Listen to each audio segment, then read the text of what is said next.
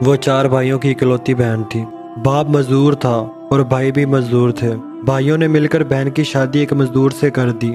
ایک بات پہ یقین کر لیں، عورت سراپا رحمت ہے، ماں کی صورت میں، بیوی کی صورت میں، بہن کی صورت میں اور بیٹی کی صورت میں۔ بات ہے آپ کی نیت کی۔ اگر آپ کی نیت نیک ہے، آپ اس رحمت کے حقدار بن جائیں گے۔ اگر آپ کی نیت میں فطور ہے، سراپا رحمت، تو کیا رحمت خدا بندی بھی آپ سے روٹ جائے گی۔ اس مزدور کی نیت نیک تھی۔ بیوی کی صورت میں وہ ہر قسم کی رحمت کا حقدار بن بیٹھا۔ اسے بیرون ملک جانے کا موقع ملا۔ قدم مضبوط ہوتے ہی اس نے اپنی بیوی کو بھی اپنے پاس بلا لیا۔ غریب کی بیٹی خوشحال ہو چکی تھی۔ اب بیٹی کی زندگی کا ہر دن یوم عید تھا، مگر اس سال میں بھی اپنے ابو اور بھائیوں کو بھولی نہیں تھی۔ پردیس میں 2 سال گزر چکے تھے۔ ایک دن بیٹی کو ابو اور بھائیوں کی یاد نے تڑپایا۔ شوہر نے اس کی خواہش کا احترام کیا۔ اب وہ وطن واپس لوٹ رہی تھی۔ بیٹی نے اپنی واپسی کی اطلاع کسی کو نہیں دی تھی۔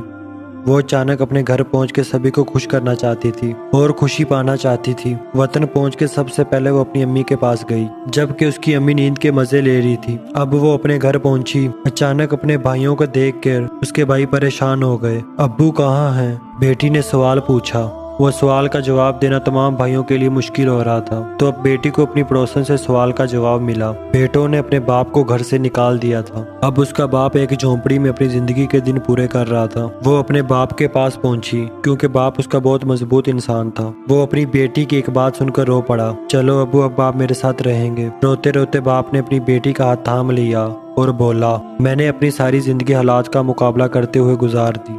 زندگی میں بس 2 بار رویا ہوں۔ ایک بار تب جب تم پیدا ہوئی تھی، میں شرمندگی کے احساس سے رویا تھا۔ اب دوسری بار اب جب تم نے مجھے سہارا دینے کی بات کی ہے۔ باپ کی بات سن کر بیٹی بھی پھوٹ پھوٹ کر رونے لگی۔